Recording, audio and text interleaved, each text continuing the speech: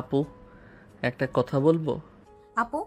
আমি তোমার আপু নই। কি কথা, তাড়াতাড়ি বলো, সময় নেই আমার। আমি আপনাকে ভালোবাসি। ছোট লোক, তোমার সাহস কত বড়, জুনিয়র হয়ে সিনিয়রকে এইসব বলে বেড়াচ্ছ? আমি সত্যি বলছি, আমি আপনাকে। চুপ, পড়াশোনায় মন দাও। আর কখনো আমার সামনে এভাবে আসলে সরাসরি প্রিন্সিপালের কাছে নিয়ে যাব।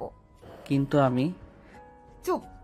তোর মতো ছোট লোকের সাথে প্রেম করব স্বপ্নেও ভাবিস না। কিন্তু আমি সত্যি। চুপ। তোর অবস্থান চিনে কথা বল। আমার সাথে তোর নাম কেউ একসাথে নিলে সেটাই আমার জন্য অপমান হয়ে যাবে।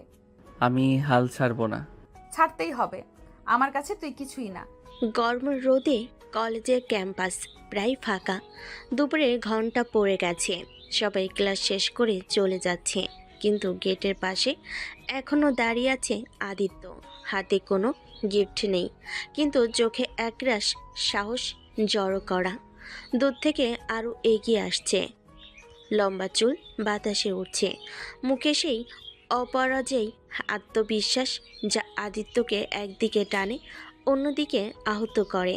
আদিত্য গভীর শ্বাস নিয়ে সামনে এগিয়ে গেল। আপু, একটু দাঁড়ান, কথা আছে। কি চাই আবার? তোকে তো বলেছিলাম আমার সামনে আসবি না। আমি শুধু বলতে চাই, আমি তোমাকে ভালোবাসি। আদিত্যের কথা শেষ হবার আগেই ঠাস একটা থাপ্পড় তার গালে এসে পড়ল। চারপাশে দাঁড়ানো দু একজন ছাত্র চমকে তাকালো।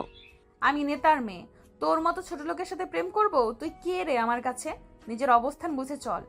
আদিত্য অপমানের আঘাতে একটু থমকালো, গলা নিচু করেনি। ভালোবাসায় বড় ছোট দেখি না আমি। ভালোবাসা? হ্যাঁ, টাকার লোভে আমার পিছে ঘুরছিস। ছোট লোক কোথাকার। ভাবছিস আমার সাথে প্রেম করলে আরাম পেয়ে যাবি, তাই না? আদিত্যের চোখে তীব্র কষ্ট আর অভিমান ভেসে উঠল। তুমি আমার হৃদয় নিয়ে যা খুশি বলো, কিন্তু আমি টাকার জন্য তোমার পিছে আসিনি। আমি এসেছি তোমাকে আমার নিজের করে নেব বলে। বড় কথা বলিস না। তোর মতো জুনিয়রের স্বপ্নেরও সীমা থাকা উচিত। বলে সে মাথা উঁচু করে সোজা এগিয়ে গেল। চারপাশে একটা নিস্তব্ধতা নেমে এলো। আদিত্য সেখানে দাঁড়িয়ে রইল, ঠোঁটে এক ফোঁটা তিক্ত হাসি আর চোখে চ্যালেঞ্জের আগুন। দেখে নিব, একদিন তুমি আসবে আমার কাছে। ক্যাম্পাসের গেট থেকে ধীর পায়ে হেঁটে বেরোচ্ছে আদিত্য। গালের একপাশে থাপ্পড়ের লালচে দাগ, চোখে কিন্তু কোনো পরাজয়ের ছাপ নেই। দূরে একটা চায়ের দোকানের পাশে দাঁড়িয়ে আছে তার বন্ধু রনি। রনি দূর থেকে সব দেখেছে, হাত তুলে ইশারা করলো। এইদিকে আয়, তোর সাথে কথা আছে। আদিত্য এসে থামতেই রনি মুচকি হেসে মাথা নাড়ল। ভাই, আমি বলছি বড়লোকের পিছনে ঘুরে লাভ নেই, ওরা শুধু অপমান করবে। তোর মতো সাধারণ ছেলেকে ওরা কখনোই পাত্তা দিবে না। আদিত্য এক চুমুক পানি খেলো, তারপর শান্ত গলায় বলল। আমি সাধারণ ঠিকই, কিন্তু মনটা ছোট না। আরও যতই বড় লোকের মেয়ে হোক, সেও মানুষ। মানুষকে ভালোবাসতে টাকার দরকার হয় না। মানুষ হতে হবে আগে, আরও তো মানুষ না। ভাই, অহংকারের পাহাড়, নেতার মেয়ে, কলেজের সিনিয়র, তার কাছে তুই কিছুই না। আদিত্যের ঠোঁটের কোণে একরাশ জেদি হাসি ফুটল। আমি কিছু না, ঠিক আছে, কিন্তু একদিন আমি হব তার সব কিছু। ভাই, তোর এই পাগলামি আমি দেখি কই গিয়ে শেষ হয়। দুজনের চায়ের দোকানের বেঞ্চে বসে গেল, কিন্তু আদিত্যর চোখ যেন দূরের দিকে তাকিয়ে আছে, যেখানে আরুর হাসি আর অবহেলার আড়ালে লুকিয়ে থাকা এক অদৃশ্য দরজা, যেটা সে যে কোনো মূল্যে খুলবেই। সন্ধ্যার পর ঢাকার ব্যস্ত রাস্তা ধীরে ধীরে শান্ত হচ্ছে। এক একটা বাড়ির বারান্দা আর গেটে আলো জ্বলছে। সেখানেই এক বিশাল দোতলা বাড়ির সামনে দাঁড়িয়ে আছে আদিত্য। গায়ে সাধারণ শার্ট, হাতে কিছু নেই, শুধু চোখে এক অদ্ভুত প্রত্যাশা। এটাই আরুর বাড়ি। সে জানে এ সময় আরু সাধারণত বারান্দায় আসে কিংবা গাড়ি থেকে নামে, সারাদিনের ক্লান্তি ভুলে শুধু এক ঝলক দেখার জন্যই সে দাঁড়িয়ে আছে এখানে। গেটের ভেতরে দারোয়ান খানিকটা সন্দেহের চোখে তাকাচ্ছে। ভাই, এখানে দাঁড়িয়ে আছেন কেন? কারোর জন্য অপেক্ষা করছি। এমন সময় ভেতর থেকে সাদা একটা গাড়ি এসে থামলো। গাড়ির দরজা খুলতে নেমে এলো আরু, হাতে মোবাইল, মুখে সেই চিরচেনা রাগী অভিব্যক্তি। গাড়ি থেকে নামার পর চোখ পড়তেই গেল গেটের বাইরে দাঁড়ানো আদিত্যের উপর। এক সেকেন্ডের জন্য থামলো না, এগিয়ে গিয়ে গম্ভীর গলায় দারোয়ানকে বলল। এই ছোট লোককে ঘাট ধাক্কা দিয়ে বের করে দাও, আর যেন আমার বাড়ির সামনে চোখেও না পড়ে। দারুণ তৎক্ষণাৎ গেট খুলে বাইরে এসে বলল। ভাই এখান থেকে চলে যান, ম্যাডামের ওয়াটার। আদিত্য শান্ত চোখে আরুর দিকে তাকিয়ে থাকলো, কিন্তু কিছু বলল না। শুধু ঠোঁটে হালকা হাসি রেখে এক পা পেঁচালো। আমি যাচ্ছি, কিন্তু আমার আশা থামবে না। আরু উপহাসের হাসি দিয়ে ভেতরে চলে গেল, যেন এই ঘটনা তার কাছে কোনো গুরুত্বই রাখে না। কিন্তু আদিত্যের চোখে সেই আগুন আরও জ্বলজ্বল করছে। গেটের বাইরে আদিত্য পা বাড়াতেই আরু থেমে গেল। হয়তো তার অহংকার তাকে শান্ত থাকতে দিল না। গাড়ি থেকে পুরোপুরি নেমে সরাসরি গেটের কাছে এসে দাঁড়ালো। দারোয়ান অবাক হয়ে তাকাচ্ছে। ম্যাডাম আপনি ভেতরে যান, আমি সামলে নিচ্ছি। আরও হাত তুলে দারোয়ানকে চুপ করালো। থাক, আমি বলছি। তারপর তীক্ষ্ণ দৃষ্টিতে আদিত্যের দিকে তাকালো। তোর মতো ছোট লোককে আমি কোনোদিন ডাকবো, তোর মনে হয়? আদিত্য মৃদু হাসলো, কিন্তু চোখের চ্যালেঞ্জের ঝিলিক। আজ না, কাল না, একদিন আপনাকে ডাকতেই হবে। স্বপ্ন দেখতে দোষ নেই, কিন্তু জেগে থেকেও এমন স্বপ্ন দেখা বোকামি। বোকামি হোক, আমি করব। আরও আর এক মুহূর্ত অপচয় করলো না। ঘুরে ভেতরে চলে গেল। তার উঁচু হিলের টোকার শব্দ গেটের ভিতর মিলিয়ে গেল। দারোয়ান কাঁধ জাগালো। ভাই আপনি যা করছেন এটা ভালো হবে না। ভালো হোক বা মন্দ, আমি থামবো না। সে আবার রাস্তায় নেমে হাঁটতে শুরু করলো। তার চোখে ছিল অপমানের আগুন, কিন্তু সেই আগুনে পড়ছে না, বরং আরও শক্ত হচ্ছে তার প্রতিজ্ঞা। আসুন এবার পরিচয় দিই ওদের। আরুর রহমান ঢাকার এক প্রভাবশালী রাজনৈতিক পরিবারের মেয়ে। তার বাবা শহরের বড় নেতা। নাম শুনলেই অর্ধেক লোক চুপ হয়ে যায়। বিলাসবহুল বাড়ি, দামি গাড়ি, বিদেশি স্কুল, কলেজে পড়াশোনা, সব মিলিয়ে আরুর জীবনের অভাব বলতে কিছু নেই। তার স্বভাবটাও বাবার মতো আত্মবিশ্বাসী, করা আর অহংকারী। সবার সামনে কথা বলার সময় মাথা উঁচু, আর নিজের পছন্দের বাইরে কিছু হলে মুহূর্তে রেগে ওঠে। অন্যদিকে আদিত্য সেন মধ্যবিত্ত পরিবারের ছেলে। বাবা একজন স্কুল শিক্ষক, মা গৃহিণী। সংসারে টাকা পয়সার তেমন সচ্ছলতা নেই, কিন্তু আদিত্যের স্বপ্ন বড়। সে মেধাবী, পরিশ্রমী, আর নিজের জীবনের প্রতিটি জিনিস অর্জন করতে চায় নিজের যোগ্যতায়। বিলাসিতা তার জীবনে নেই, কিন্তু ভালোবাসা আর সম্মানের মূল্য সে জানে। তাদের দেখা হয় কলেজে। আরু সিনিয়র, আদিত্য জুনিয়র।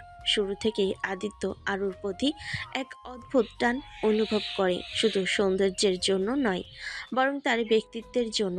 কিন্তু আরুর চোখে আদিত্য কেবল একজন সাধারণ অখ্যাত জুনিয়র, যাকে পাত্তা দেওয়ার প্রয়োজন নেই।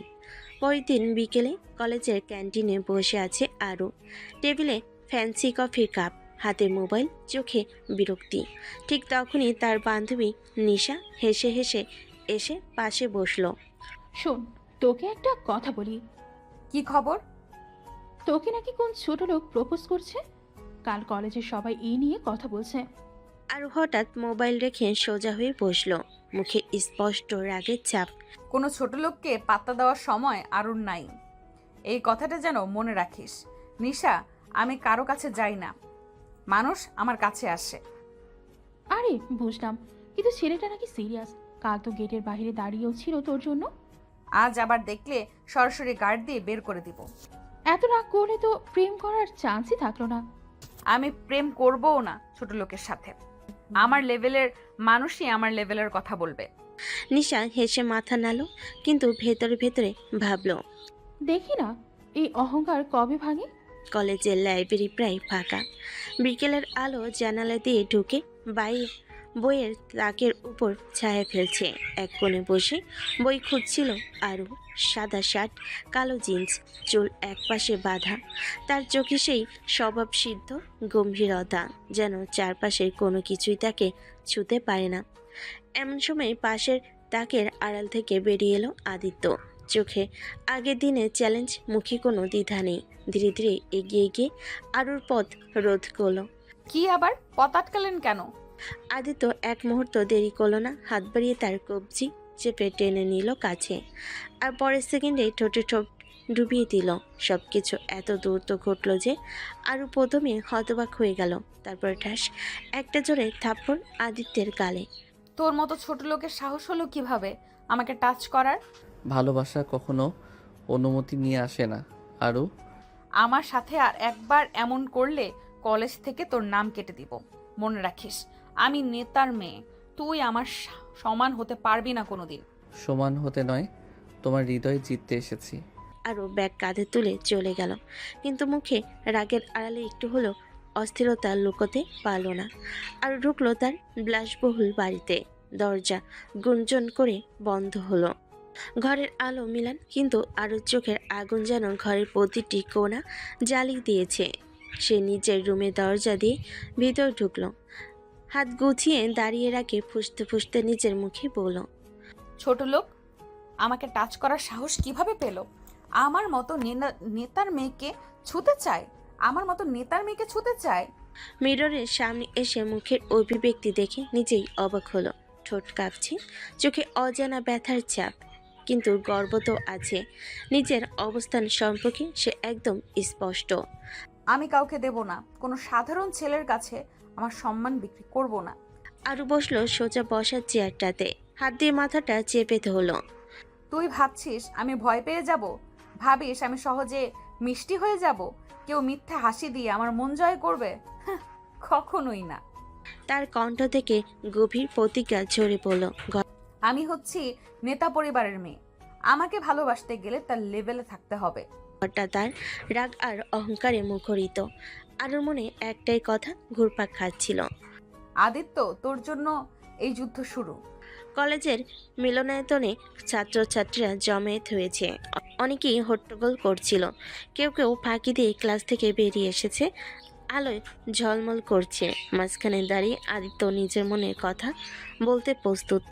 আমি তোমাকে ভালোবাসি আরু। ভালোবাসা এমন একটা অনুভূতি যা কাউকে ছোট বা বড় করে না। আমি চাই আমাদের দুজনের মধ্যে কোনো বাধা না থাকুক। তার কথায় সবাই চুপ হয়ে গেল, কেউ অবাক, কেউ উত্তেজিত। ঠিক তখনই আরও এগিয়ে এসে হঠাৎ তার হাত আদিত্যর গালে সজোরে থাপ্পড় লাগে। সবাই চমকে উঠল। তোর লজ্জা নাই? কুকুরের মতো আমার পেছনে ঘুরছিস আর ভালোবাসার কথা বলছিস? ছাত্রছাত্রীদের মাঝে ফিসফিসানি শুরু হলো। কেউ কেউ হাসছিল, কেউ কেউ অবাক হয়ে তাকিয়েছিল। ভালোবাসার জন্য লজ্জার কোনো জায়গা নেই আরু। আমি জানি আপনি আমাকে না করলেও আমার মন তোমার জন্য থেমে থাকবে। মন থামলেও আমার হাত থামবে না।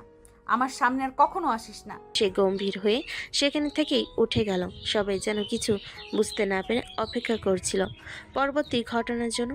আরও ঘরের দরজা গুঞ্জন করে বন্ধ করে দিল।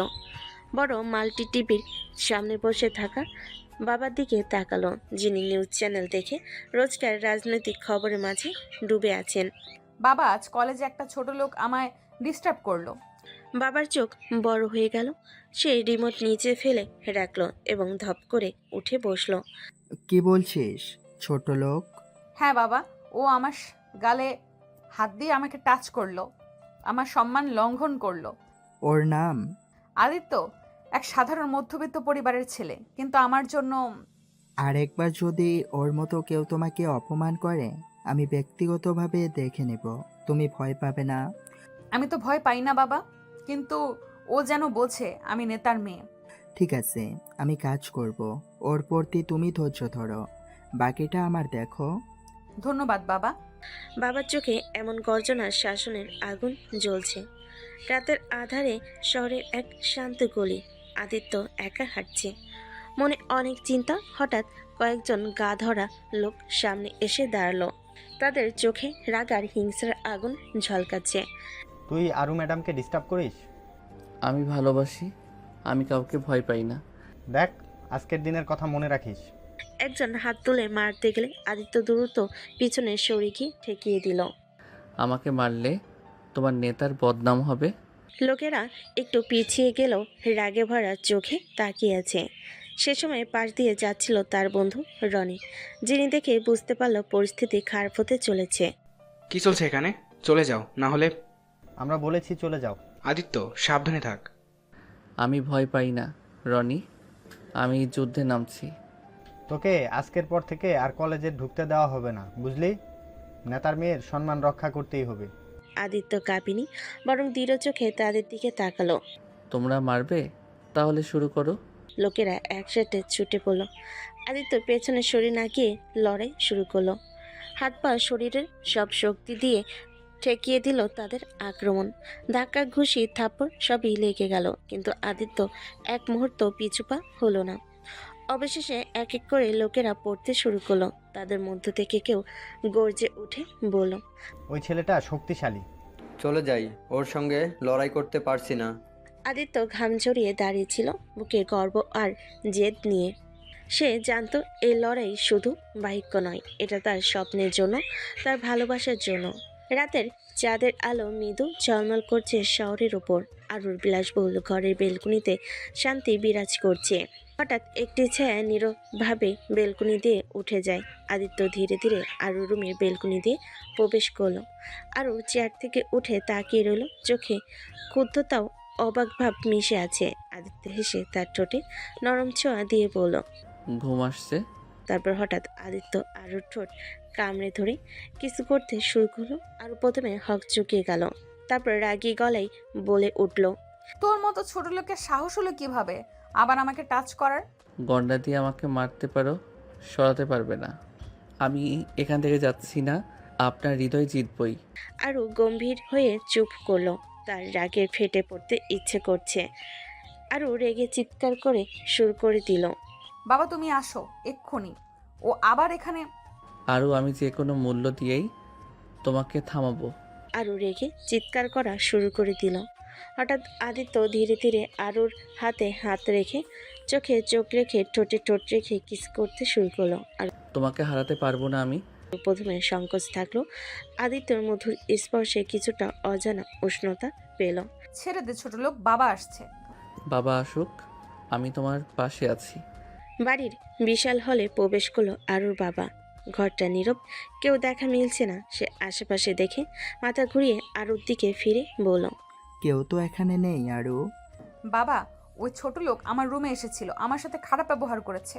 বাবার চোখের কোণে ক্রুদ্ধ আগুন জ্বলতে লাগলো। সে হাত গুটিয়ে বলল, কে এত সাহস দেখিয়েছে? তোর নাম মান রক্ষা করতেই হবে, আমি দেখছি কি করব। বাবা আমি ভয় পাই না, ওর হাত থেকে আমার সম্মান রক্ষা করতে হবে। ঠিক আছে আরু, তোর জন্য আমি সব কিছুই করব, সম্মান নষ্ট করা যাবে না। তার গলায় ক্রুদ্ধ আওয়াজ এখন পুরো বাড়িতে ঘুরতে লাগলো, যেন কেউ শুনিনি। নেতার মেয়ের মর্যাদা রক্ষা করা তার প্রথম দায়িত্ব। দুপুরের গরমে নেতার অফিসের ঘর, বড় বড় জানালা দিয়ে আলো ঢুকছে। আরুর বাবা বসে আছেন এক গোল টেবিলের সামনে। তার পাশে দাঁড়িয়ে আছে দুই কালো পোশাক পরা শক্তদেহ লোক, যারা তীক্ষ্ণ চোখে সতর্কতার ঝলক ছড়াচ্ছে। আরুর বাবা কঠোর কণ্ঠে বললেন, তোমরাও যাও, ওকে জানিয়ে দাও আরুর কাছ থেকে দূরে থাকতে। তার কাছে হাত দেওয়া মানে নিজের জন্য বিপদ ডেকে আনা। একজন লোক সোজা হয়ে দাঁড়িয়ে বলল, সাহেব, আমরা যেন ঠিকমতো কাজ করি। ঠিক আছে, তাড়াতাড়ি খবর পৌঁছে দাও, ও বুঝুক। সে যদি আরুর কাছ থেকে দূরে না থাকে, আমরা ওকে শেষ করে দেব। লোকেরা মাথা নেড়ে সম্মতি দিল। আরুর বাবা ঘুরে বসে ফোন হাতে নিয়ে বললেন, মেয়ের সম্মান রক্ষা আমার প্রথম কাজ, কেউ যেন দুঃসাহস না করে। ঘরের বাতাসে যেন শঙ্কার ছায়া নেমে এলো, আর বাইরে ঝড়ের আগে এক ভয়ঙ্কর সুনামি তৈরি হচ্ছিল। হঠাৎ দরজার বাইরে হঠাৎ কয়েকজন ছায়ামূর্তি এসে দাঁড়ায়। আমরা জানতে পারছি তুমি আরুর কাছ থেকে দূরে থাকতে পারছো না। আমি যেখানেই যাব আমার জায়গা সেখানে, আরুর পাশে। ওর বাবা পাঠিয়েছে, বলেছে যদি কাছে আসিস শেষের কেউ হবে তুমি। আমি ভয় পাই না, তোমরা যা করো করো, আমার মন একবার ধরে ফেললে আর ছাড়বো না। তোরা বুঝলি না, এই জগতে বড় লোকের সঙ্গে লড়াই করা সহজ না। আমি বড় হতে চাই, আর তোরা আমাকে থামাতে পারবে না। তার সাহস দৃঢ়তা দেখে লোকটা একটু পিছিয়ে গেল। তুমি যতই বাধা দাও না কেন, আমি এগোতেই থাকবো। একদিন আমার জয় হবে। দুপুরের রোদ গলে পড়ছে শহরের রাস্তায়। আরু তার বান্ধবী নিশার হাত ধরে বাইরে বেরিয়ে পড়েছে। তারা যাচ্ছিল কাছের একটি জনপ্রিয় ক্যাফেতে। একসাথে গল্প করবে, হাসবে আর বিশ্রাম নেবে। আরু, আজ একটু ফাঁকি দেই, একটু মজা করব। ঠিক আছে, তবে খুব বেশি ঝামেলা করবে না। তারা হেঁটে যাচ্ছিল, চোখে আলোর ছটা, মনের মাঝে একটা অজানা উত্তেজনা। দূরে এক ছায়া ধীরে ধীরে তাদের পেছনে চলতে থাকলো, যেটা আদিত্য। সে নীরব ছায়ার মতো, কিন্তু চোখে আগুন জ্বলে। আজ তোমার পেছনে যাব, দেখব কোথায় তুমি যাও আর কি করো। আরও নিশার সঙ্গে কথা বলছে, হাসছে। হঠাৎ নিশার ফোন বেজে উঠল। সে উঠে একটু দূরে গিয়ে ফোনে কথা বলতে শুরু করলো। আদিত্য যা আগে থেকে অপেক্ষা করছিল, চুপচাপ উঠে আরুকে টেনে নিয়ে গোপনের এক কোণে আড়ালে গেল। আদিত্য আরুর চোখে চোখ রেখে বলল, কি করছিস? ছেড়ে দে আমাকে। একটু কথা বলি তো তোমার সঙ্গে। আমি তোর সঙ্গে কথা বলবো না। তোমার সাহস হলো নিশার সামনে আমাকে টেনে নিয়ে যাওয়ার? আমি যা চাই করব। তোর মতো ছোট লোকের সাহস কোথা থেকে আসলো আমার পেছনে পড়ে থাকার? আদিত্য আরুর চোখে চোখ রেখে বলল, আমার সাহস একটু বেশি, আমি সহজে ছাড়বো না। আরু তার পেছনে কাঁধ বেঁধে দ্রুত সরতে লাগলো। পেছনে তাকালো না। রাগ আর অহংকারে মুখ লাল। হঠাৎ আদিত্য এক পা এগিয়ে এসে তার হাতে হাত রাখলো, শক্ত করে ধরলো। ছেড়ে দে, আমি যেতে চাই। তোমাকে যেতে দেব না আমি। আরু চোখ দিয়ে তার গলা, ঠোঁট, মুখের দিকে তাকিয়ে থেমে গেল।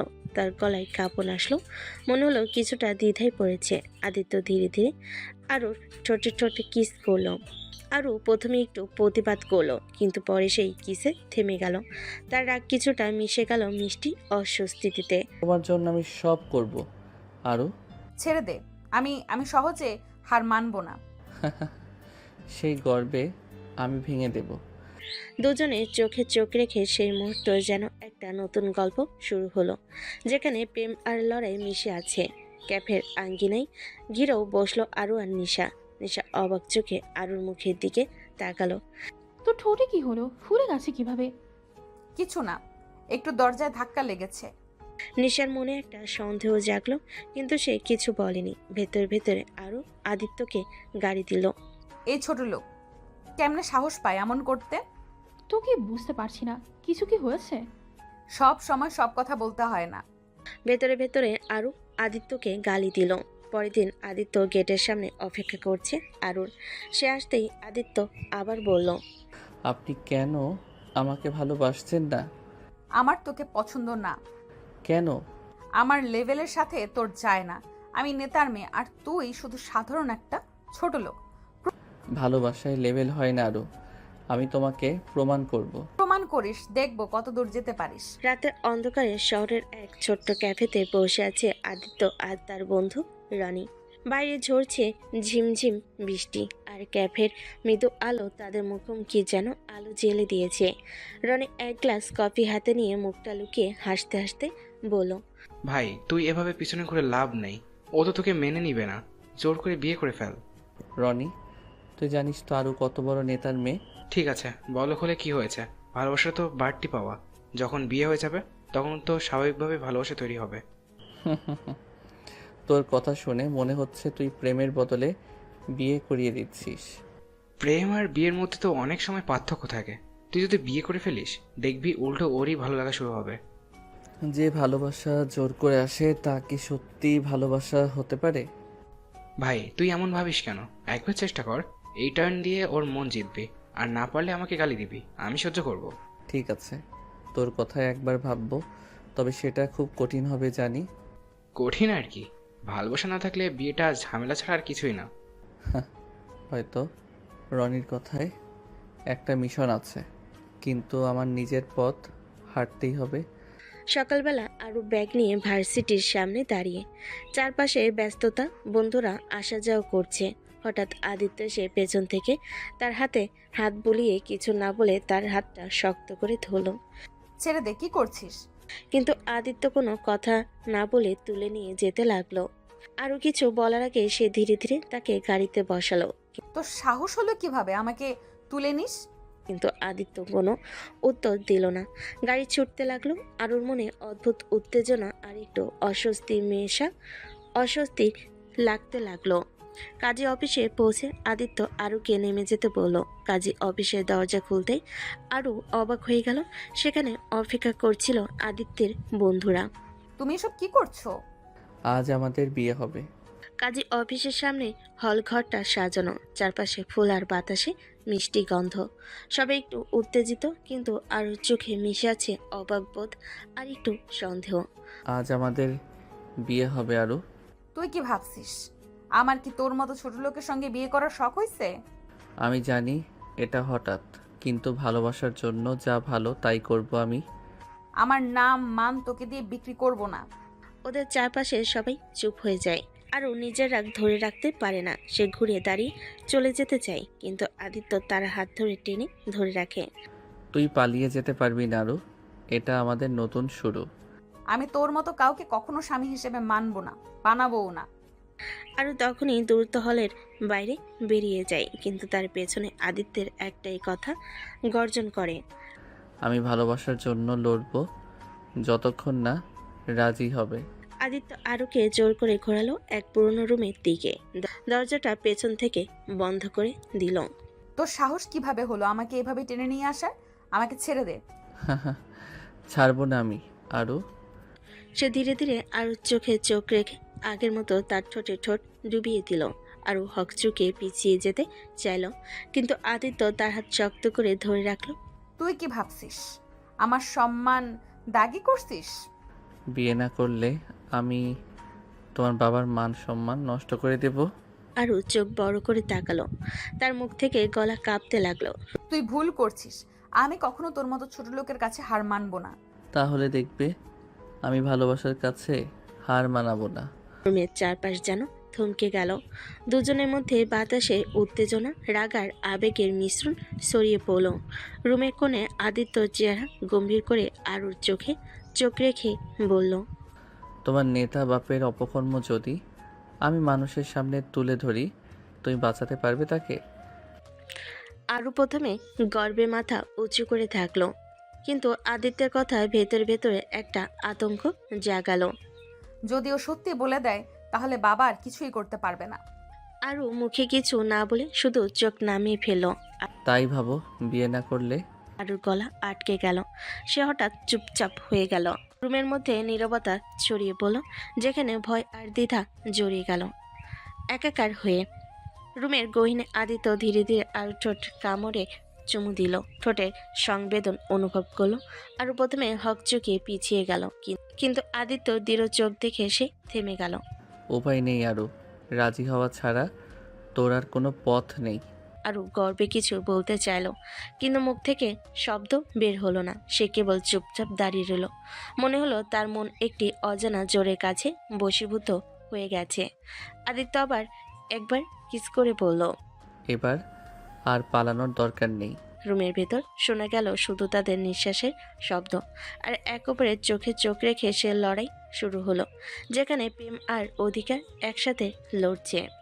রুমের মধ্যে বাতাস জমে উঠেছে, উত্তেজনা যেন স্পর্শ করে যাচ্ছে। আরুর চোখ জলজল করে আদিত্যকে দেখে বলল, আমাকে বিয়ে করতে নিজের বিপদ নিজেই ডাকলি। বিপদ হলে তুই হবি আমার সঙ্গী। আমি তোকে শান্তিতে থাকতে দিব না। আমি চাই তুই শুধু আমার হয়ে থাকিস, আর বাকি সব তারপর। তোর সঙ্গে আমার যুদ্ধ শুরু হলো, বুঝতে পারছিস? তুই যতই যুদ্ধ করিস আমি ততই তোর কাছে নিবিড় হব। আরুর চোখে সে আগুন আবার জ্বলে উঠল, কিন্তু সেই আগুন যেন একটা অদ্ভুত আকর্ষণও লুকিয়ে আছে। কাজী অফিসের ছোট্ট ঘরে দুজন দাঁড়িয়ে আছে। চারপাশে শপথের জন্য সাজানো ফুল, আর মেঝেতে ছোট্ট মাদুর বিছানো। আরুর চোখ লাল, মুখে রাগ আর অভিমান মিশে আছে। আরু, আজকে আমাদের বিয়ে হবে, আর আমাকে ছাড়ার কোনো সুযোগ নেই। আমি বাধ্য হয়ে রাজি হচ্ছি। মনে রেখো, এটা আমার ইচ্ছে না। তোমাদের দুজনের সম্মতি ছাড়া আমি বিবাহ সম্পন্ন করতে পারবো না।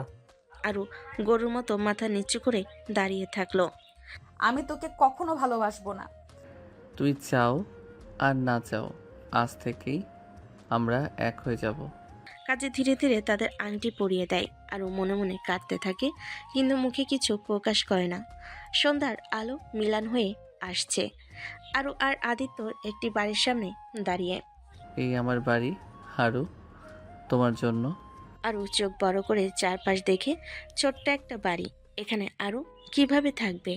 তোদের মতো ছোট লোকদের সাথে আমার থাকা সম্ভব না। কেন? আমি নেতার মেয়ে, আমি ছোট লোকদের থাকার জন্য তৈরি নই। ছোট লোক হলেও আমার সম্মান আছে, আর তুই সেটা বুঝতে পারিস না। যার টাকা নেই তার সম্মান নাই। টাকা দিয়ে মানুষকে না কিনে ভালোবাসা দিয়ে মানুষ জেতা যায়। আমি তোদের মতো কেউ আমার জন্য কিছু করতে পারবে না। ওটাই দেখি তুই কতটা সাহস দেখাস। আরও চোখে আগুন জ্বলে উঠল, কিন্তু ভিতরে একটা অজানা অসহায় ভাব ছিল। সন্ধ্যার সোনালি আলো ছড়িয়ে পড়ছিল বাড়ির বাগানে। বড় বড় গাছের নিচে দাঁড়িয়েছিল আদিত্য আর আরু। তারা ধীরে ধীরে গেট দিয়ে বাড়ির ভিতর প্রবেশ করলো। বাড়ির দরজা খুলতেই স্বভাবতই আদিত্যর মা শাড়ি পরিহিত মধ্যবয়সী এক নারী সামনে এসে দাঁড়ালেন। তার চোখে বড় হয়ে গেল আরুকে দেখে। তুমি কে? মা, আমি নেতার মেয়ে, বিয়ে করছি। মায়ের চোখ আরো বড় হয়ে গেল। ঠিক তখনই আদিত্যর বাবা আফজাল সাহেব বাড়িতে এসে উপস্থিত হলেন। তার মুখে অবাক হওয়ার ছাপ। নেতার মেয়ে? হ্যাঁ, আরও আমার বউ। তুমি কি ভেবে এই লেভেলের মেয়েকে বিয়ে করেছো? মা, ভালোবাসার লেভেল দেখে হয় না। এটা আমাদের জন্য অনেক বড় ব্যাপার, ছেলেকে বুঝতে হবে। আপনার ছেলে আমাকে জোর করে বিয়ে করেছে, আমি মানি না এই বিয়ে। আদিত্যদের ফ্যামিলি লিভিং রুমে উত্তেজনার বাতাস বইছে। আরু চোখ লাল, হাত তুলে ঘরের আসবাবপত্র আঘাত করতে লাগলো। আমি কিছুতেই এই ছোট লোককে মানবো না। সোফার গায়ে আঘাত, পাশে রাখা ফুলদানি পড়ে গিয়ে ভাঙে। আদিত্যর মা বাবা বিস্ময়ের মুখ দেখতে লাগলেন। আরে এমন করছো কেন? আমি এসব মানতে পারবো না। শান্ত হও, এসব কিছুই সমস্যার সমাধান না। আমার লেভেলের জন্য ও একেবারেই মানানসই না। আরু, আমি চাই শান্ত হও। আমি তোকে কখনো স্বীকার করব না। মা আর বাবা একসঙ্গে মুখ ভার করে একে অপরের দিকে তাকলেন। এটা শুরু মাত্র, কঠিন পথ আমাদের অপেক্ষা করছে। রাত গভীর। আরুর বাড়ির আঙ্গিনায় হঠাৎ করে পুলিশের গাড়ি এসে থামলো। আরুর বাবা গম্ভীর মুখে গাড়ির দরজা খুলে বেরিয়ে এলেন। তোমরা কি ভাবছো আমার মেয়ের বিয়ে করেছো আমি ছেড়ে দিব? স্যার, আমরা আইনের অনুযায়ী ব্যবস্থা নিব। আমি আরুর স্বামী এবং বিয়ে সম্পূর্ণ আইনি। এটা মেনে নেব না, তোমাদের সঙ্গে লড়াই করব। সবার সঙ্গে আইনি প্রক্রিয়া অনুসরণ করব স্যার। ঘরটা হঠাৎ চাপা উত্তেজনায় ভরে গেল। কেউ কারোর দিকে ঠেলা দিচ্ছে, কিন্তু কেউ শান্ত হচ্ছে না। আদিত্যের বাবা রবীন্দ্র আর মা জয়ন্তী দুজনেই গম্ভীর মুখ নিয়ে নেতার সামনে দাঁড়িয়ে। স্যার, আমরা বুঝি ব্যাপারটা তাড়াহুড়া করে হয়েছে? বিয়ে হয়ে গেছে, এখন আর ফিরিয়ে নেওয়ার উপায় নেই। আপনার কাছে বিনীত অনুরোধ, ওদের জন্য মাফ করে দিন। এই বিয়ে শুধু দুজনের ব্যাপারে না, এর প্রভাব অনেক বড়। আমরা সব দায়ভার নেব, কিন্তু দয়া করে আরু ও আদিত্যকে শান্তি দিন। নেতা কিছুক্ষণ চুপ থাকলো, তারপর বলল, আর পরিস্থিতি বুঝে আমি ব্যবস্থা নেব। ধন্যবাদ স্যার। আপনার সাহায্য ছাড়া আমরা কিছুই করতে পারবো না। আরু বাবার হাত ধরে উঠে দাঁড়ালো, চোখে আগুন জ্বলে। আমাকে নিয়ে চলো বাবা, আমি এই বিয়ে কিছুতেই মানবো না। আরুর বাবা একটু নীরব থেকে তারপর কণ্ঠ কমিয়ে বলেন, বিয়ে যখন হয়ে গেছে তখন ফিরিয়ে আনা যায় না মা। আমি তোমাকে বলছি, আমি ওর সাথে থাকতে পারবো না। এটা মানিয়ে নিতে হবে, না হলে লোকে বদনাম করবে আমাদের। কিন্তু আমি কষ্ট পাবো বাবা। তোমার কষ্টের আগে পরিবারের সম্মান বড়, বুঝলে? আরুর চোখে অশ্রু জমে এলো, কিন্তু সে কিছু বলতে পারল না। ঘরটা যেন এক ফাঁকা নীরবতায় ডুবে গেল, যেখানে পিছু হটার কোনো জায়গা ছিল না। রাতে অন্ধকারে আদিত্য আরুকে ধরে নিয়ে গেল নিজের ঘরে, দরজা বন্ধ করে ফেলল। তুমি কি ভাবছো আমাকে এখানে জোর করে নিয়ে এসে কিছু করতে পারবে? শান্ত হয়ে শোনো আরু। তোর মতো ছোট লোককে আমি কখনোই মেনে নেব না। ছোট লোক বলে তুমি আমাকে ছোট করছো, কিন্তু আমি তোমাকে ভালোবাসি। আমি তোকে ঘৃণা করি, তোর সাথে থাকতে পারবো না। ঘৃণা করো, রাগ করো, কিন্তু আমি চলে যাব না। তুই আমার জীবন ধ্বংস করেছিস। আরু, জীবন কি শুধু সুখ আর আনন্দ? তার মাঝে লড়াইও আছে। আমি তোর পাশে থাকবো সব সময়। আমি তোর সঙ্গে থাকতে চাই না, বুঝলি? ঘরটা যেন তীব্র উত্তেজনায় আছে, জ্বলছে। দুজনের মাঝে রাগ আর আবেগের লড়াই চলছে, যেখানে একদিন অবিচল ভালোবাসা, অন্যদিকে অজানা প্রতিহিংসা। রুমের ভেতর আবেগের উত্তাপ গাঢ় হচ্ছে। আদিত্য ধীরে ধীরে আরুর হাত থেকে মুক্তি নিয়ে তার চোখে চোখ রেখে বলল, আরও আমি তোমাকে ভালোবাসি, আর তোমার এই রাগও আমার কাছে দামি। আরও চুপ করে থাকলো, তার চোখে ঝলসানো আগুন স্পষ্ট। আদিত্য ধীরে ধীরে আরুকে নিজের কাছে টেনে নিল, কোমল স্পর্শে তার ঠোঁটে ঠোঁট দিল। আরও হকচুকে সরে যাওয়ার চেষ্টা করলো, কিন্তু আদিত্য হাত ধরে ধরে রাখলো। তুই কি করছিস? আমার সম্মান কি কিছুই নেই তোর কাছে? হঠাৎ সে থাপ্পড় মেরে দিল আদিত্যর গালে। আদিত্য অল্প একটু ব্যথা অনুভব করলেও হাসি মুখে ফিরিয়ে নিয়ে বলল, তোমার এই রাগ আমার জন্য ভালোবাসার ভাষা আরু। তোর মতো বেহায়া মানুষ আমি জীবনেও দেখি নাই। আমি চাই তুই আমার হয়ে যাস, যতই রাগ করিস। রুমের ভিতর সেই মুহূর্তে শুধু তাদের নিঃশ্বাসের শব্দ শোনা যাচ্ছিল, আর দুজনের হৃদয়ে দ্বন্দ্ব চলছিল, ভালোবাসা আর গর্বের মাঝে। রুমের গাঢ় নীরবতা ছড়িয়ে পড়ল।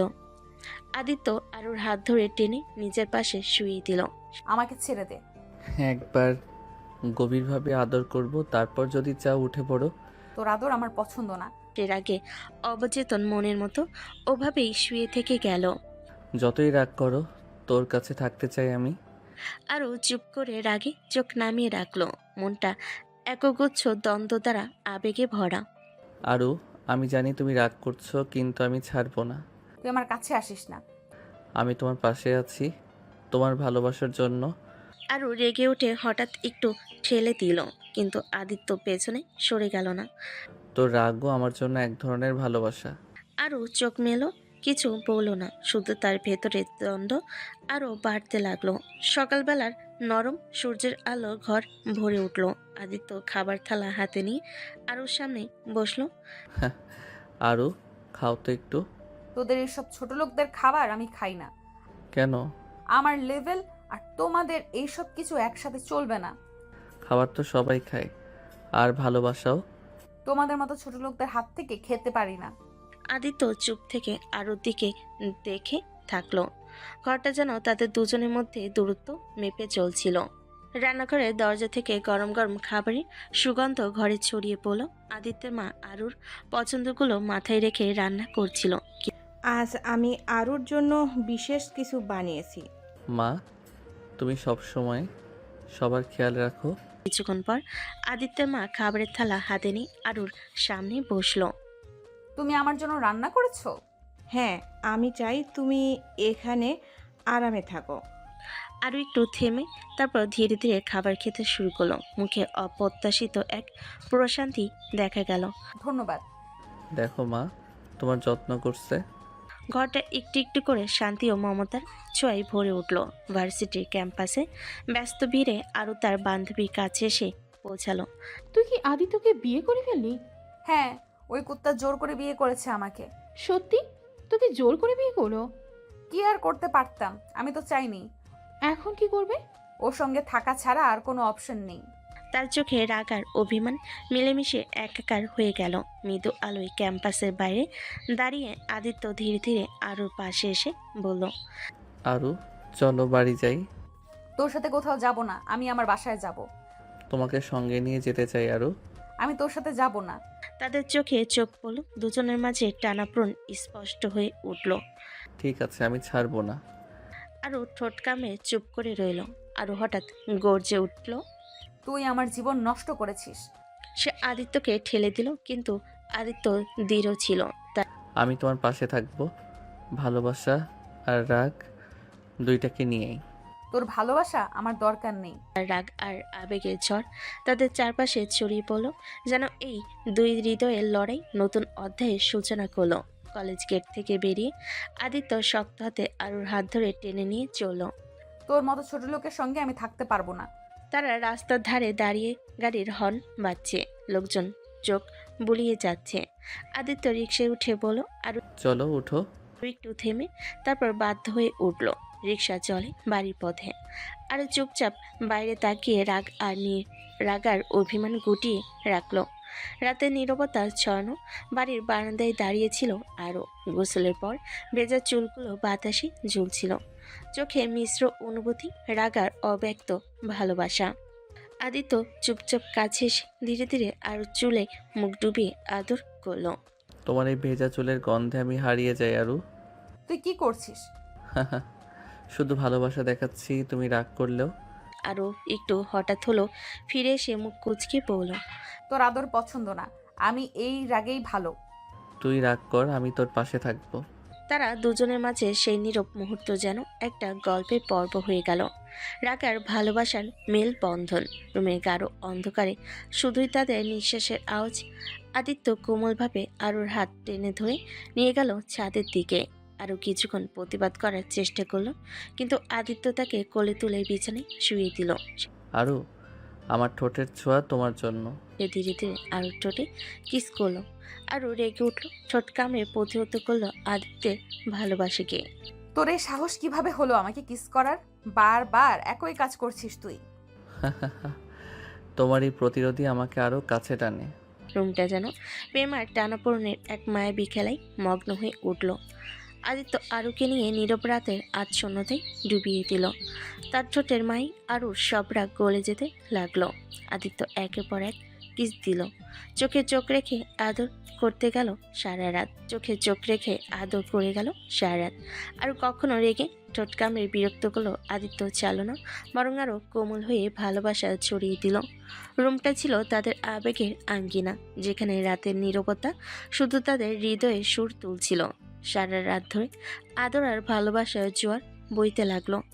আরুর গর্ব আর আদিত্যের ধৈর্যের খেলা চলল অবিরত। রাতের নিরিবিলি ঘরে আরুর চোখে অশ্রু জমে উঠল। কাঁদতে কাঁদতে সে আদিত্যের দিকে তাকিয়ে বলল, কেন আসলি আমার কাছে? কেন ছুলি আমাকে? আমি এখন তোমার স্বামী, তুমি আমার স্ত্রী। আদিত্য ধীরে ধীরে আরুর হাত চেপে ধরে বলল, তোমাকে ছোঁয়ার অধিকার আমারই আছে। আরু চোখ মেলে তাকালো, কিছু বলতে পারল না, শুধু অজান্তেই গলা কম্পয়মান হয়ে উঠল। ঘরটা নিঃশব্দে ভরে গেল তাদের মাঝে এক নতুন বোঝাপড়ার আলোয়। সকালে নরম আলো ঘরটা ভরে উঠল। আদিত্য আস্তে আস্তে ঘুম থেকে উঠল, মুখে শান্তির ছাপ। তখনই আরু হাতে এক বালতি পানি নিয়ে এগিয়ে এলো। আমার কাছে আসার ফল এবার তোমাকে দিতে হবে। হঠাৎ সে ঝড়ের মতো পানি আদিত্যের গায়ে ঢেলে দিল। আদিত্য হকচকে উঠল, পানি গড়াতে শুরু করলো তার গায়ে। ওরে বাবা, এ কি করলে? এই ছিল আমার প্রথম ও শেষ সতর্কতা। ভালো, আমি বুঝে গেলাম। সকালে নরম আলো ঘর জুড়ে ছড়িয়ে পড়ছিল। আদিত্য ধীরে ধীরে আরো হাত ধরে টেনে নিয়ে গেল বাথরুমের দিকে। আমাকে ছেড়ে দে, আমি যেতে চাই। না, একটু ধৈর্য ধরো।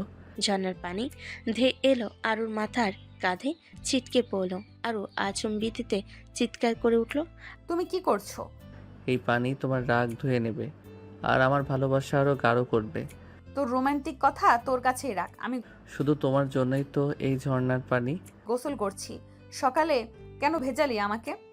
তোমার সাথে একসাথে গোসল করার মজাই আলাদা জান। তুমি হয়তো মনে মনে এটা চাচ্ছিলে। আদিত্য, বাজে কথা রাখ, রেখে ছাড় আমাকে। তোমাকে খুবই হট লাগছে জান, আবার আদর করতে মন চাচ্ছে। আদিত্য, আর কিছু বলতে পারল না আরু। তার আগে আদিত্য তার ঠোঁট কামড়ে ধরল, পরনে থেকে শাড়ি একটানে খুলে ফেলো, দেওয়ালের সাথে ঠেসে ধরে কিস করতে ব্লাউজের বোতাম খুলে ফেলো। আরু রাগে লজ্জায় হাঁসফাঁস করছে।